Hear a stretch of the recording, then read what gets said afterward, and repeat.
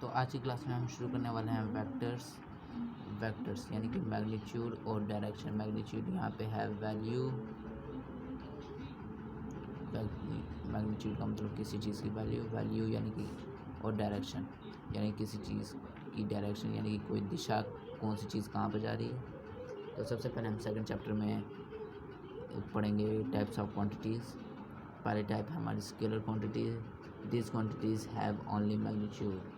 ये वो क्वांटिटीज़ होती हैं जिनमें सिर्फ और सिर्फ मैग्नीट्यूड होता है। मैग्नीट्यूड का मतलब होता है वैल्यू, मैं बता चुका हूँ आपको। ये मास यानी केजी में भी हो सकती हैं और मीटर में भी हो सकती हैं। और दूसरी क्वांटिटी है हमारी vector quantity. This quantity have both magnitude and direction. इस क्वांटिटी में दोनों चीज़ें होती हैं, मैग्नीट्यूड यानी कि वैल्यू और डायरेक्शन। वेक्टर्स को हम समझेंगे एक एग्जांपल से। ये हमने बनाया ए और बी और ये यहाँ पे एक इंसान खड़ा है, मैन, और ये जा रहा है toward east according to compass, यानी कि 1 किलोमीटर ये जा रहा है टूवर्ड ईस्ट। तो इसको हम बोलेंगे मैग्नीट्यूड आ गया इसका 1 किलोमीटर, मैग्नीट्यूड आ गया 1 किलोमीटर और डायरेक्शन आ जाएगी टूवर्ड ईस्ट। तो हम इसको लिखेंगे 1 किलोमीटर टूवर्ड्स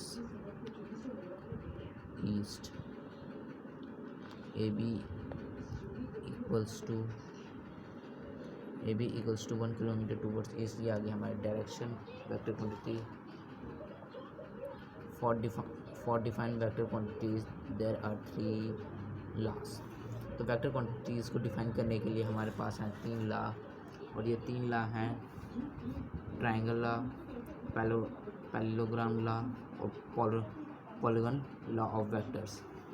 और तीसरी हमारी क्वांटिटी है टेंसर क्वांटिटी। ये वो क्वांटिटीज़ होती हैं जो इसमें वो क्वांटिटीज़ आती हैं जो ना स्केलर होती हैं और ना ही वेक्टर्स।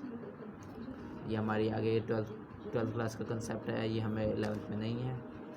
और रिप्रेजेंट करेंगे हम वेक्टर से, एक ये एरो से, साइन से, सिंबल से, जो जिसे हम वेरिएबल बोल सकते हैं, किसी वेरिएबल के ऊपर लगाते हैं, और ये बिल्कुल एरो लाइक होता है और इसे वेक्टर बोलते हैं।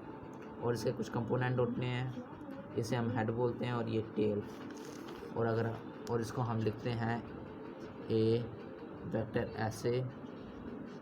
ऐसे इसको लिखते हैं हम ए वेक्टर और बी वेक्टर और सी वेक्टर।